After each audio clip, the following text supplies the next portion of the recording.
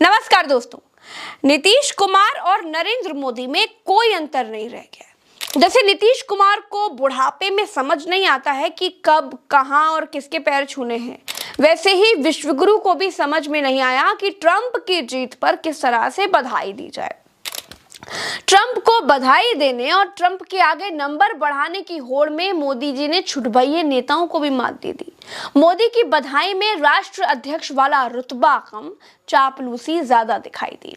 मोदी ने अंग्रेजी में लिखा कि मेरे मित्र डोनाल्ड ट्रंप, आपकी ऐतिहासिक चुनावी जीत पर हार्दिक बधाई। जैसे कि आप अपने पिछले कार्यकाल की सफलताओं को आगे बढ़ा रहे हैं, मैं भारत अमेरिका व्यापक वैश्विक और रणनीतिक साझेदारी को और मजबूत करने के लिए हमारे सहयोग को नवीनीकृत करने के लिए उत्सुक हूं।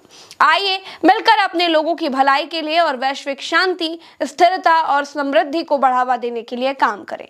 नीचे ब्रैकेट में लिखा हमारी पिछली बैठकों की कुछ तस्वीरें। जिस तरह से मोदी ने ब्रैकेट में पिछली तस्वीरों का जिक्र किया, उसे लगा कि आज भी विश्वगुरु ट्रंप की एक झलक पाने के लिए, ट्रंप के आगे नंबर बढ़ाने के लिए मार छटपटाए जा रहे हैं। जैसे विश्वगुरु ने लिखा, वैसा सांसद विधायकों के चेले खुद को विधायक सांसद का करीबी दिखाने के लिए लिखते हैं। जैसे आज भैया का सानिध्य प्राप्त हुआ, जैसे आज सांसद जी का मार्गदर्शन प्राप्त हुआ, आदि आदि। याद आया? मोदी ने दुनिया के सामने खुद को ट्रंप का करीबी दिखाने की भरपूर कोशिश की। मोदी की बधाई में चापलूसी की झलक दिखाई दे रही थी। ऐसा लगा ही नहीं कि एक राष्ट्रीय अध्यक्ष दूसरे देश के राष्ट्रीय अध्यक्ष को बधाई संदेश दे रहा है। दूसरी तरफ मोदी के दूसरे मित्र पुतिन ने राजाओं वाला व्यवहार किया। दोस्तों, वो बोले, मैं ट्रंप को उनकी नीति और नियत देखने के बाद बधाई दूंगा। मोदी अति उत्साह के चक्कर में, खुद को डंकापति साबित करवाने के चक्कर में भारत की किरकिरी बहुत बार करा चुके हैं। नरेंद्र मोदी जी की इसी आदत का खामियाजा भारत की विदेश नीति को उठाना पड़ता है। इसीलिए जब किसी देश की सरकार बदलती है तो बदली हुई सरकार का रुख भारत के प्रति बदल जाता है। जैसे अमेरिका ने ही भारत के पूर्व रॉ एजेंट को वांटेड घोषित कर दिया। मालदीव में सरकार बदलते ही भारत और मालदीव की ठन गई। भारत के सैनिकों को मालदीव से निकल जाने के लिए कह दिया गया था। अति उत्साह में नरेंद्र मोदी को समंदर में नहाने जाना पड़ गया।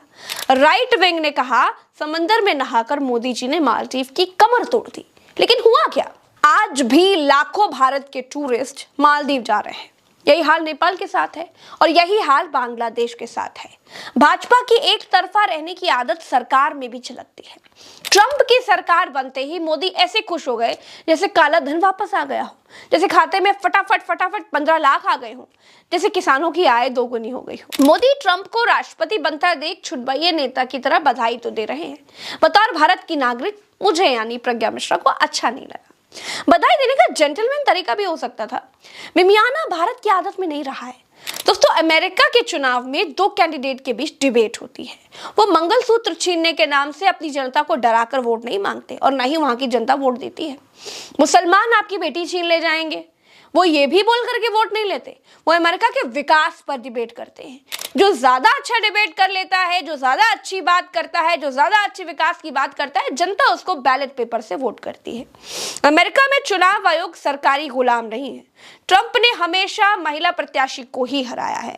पिछली बार हिलेरी क्लिंटन को हराया था और इस बार डेमोक्रेटिक पार्टी की कमला हैरिस को हराकर राष्ट्रपति बने हैं।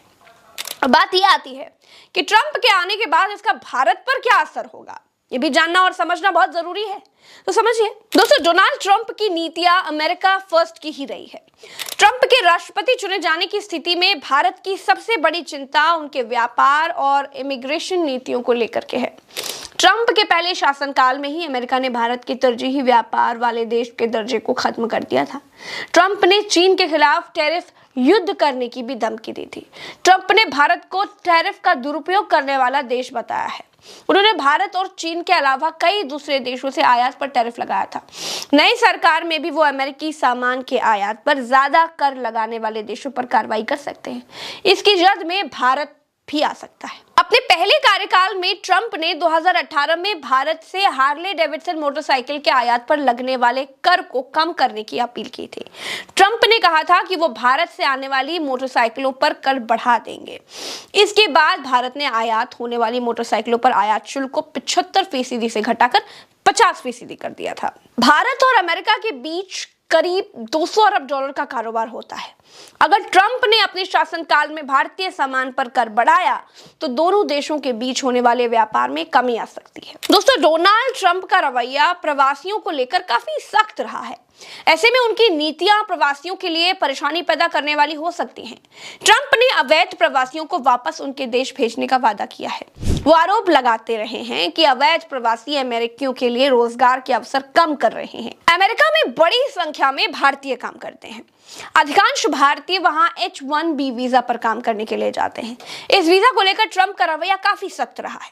अगर ट्रंप ने फिर सख्ती दिखाई तो इसका असर भारतीयों पर पड़ेगा, उनके लिए काम के अवसर कम होंगे। डोनाल्ड ट्रंप ने अपने पिछले कार्यकाल में कश्मीर समस्या के समाधान के लिए मध्यस्थता की बात भी कही थी। उन्होंने ये दावा किया था कि मोदी भी ऐसा ही चाहते हैं, लेकिन उनके इस दावे को भारत ने नकार दिया था। दरअसल भारत इस समस्या के समाधान में किसी तीसरे पक्ष की भूमिका को नकारता रहा है। वहीं पाकिस्तान ने ट्रंप के बयान का स्वागत किया था। अपने दूसरे राष्ट्रपति कार्यकाल में अगर ट्रंप फिर अपना पुराना रुख अपनाते हैं तो ये भारत के लिए असहज करने वाली स्थिति होगी। ट्रंप ने जम्मू कश्मीर में पुलवामा में हुए हमले की निंदा करते हुए भारत के आत्मरक्षा के अधिकार का समर्थन किया था। दोस्तों, भारत की शुरू से नीति गुटनिरपेक्ष देश की रही है, लेकिन पिछले 10 सालों में भारत की भाजपा सरकार किसी न किसी गुट में खड़ी हुई दिखाई दे रही है। यही गुटबाजी हमें पिछलग्गू भी बना देती है। इतिहास गवाह है कि अमेरिका ने हमेशा दो देशों को लड़ाया ही है। इतिहास गवाह है कि अमेरिका जहां भी रहा है वहां आग जरूर लगाई है। रूस यूक्रेन को ही देख लीजिए, खाड़ी के देशों को ही देख लीजिए, इजराइल को देख लीजिए, इराक, मिस्र, अफगानिस्तान, न जाने कितने उदाहरण है। अमेरिका किसी का नहीं है, वो एक कैपिटलिस्ट देश है। वो सिर्फ व्यापार के साथ है, और बड़ी बात यह है कि उसका सबसे बड़ा धंधा ही हथियारों का व्यापार है। इसीलिए कहती हूं, हमारा भारत विश्वगुरु है। मुबारकबाद बराबरी वाली होनी चाहिए, चापलूसी वाली नहीं। चलते हैं। राम राम, दुआ सलाम, जय हिंद। चैनल को सब्सक्राइब जरूर करिएगा, वीडियो को शेयर जरूर करिएगा। नमस्कार।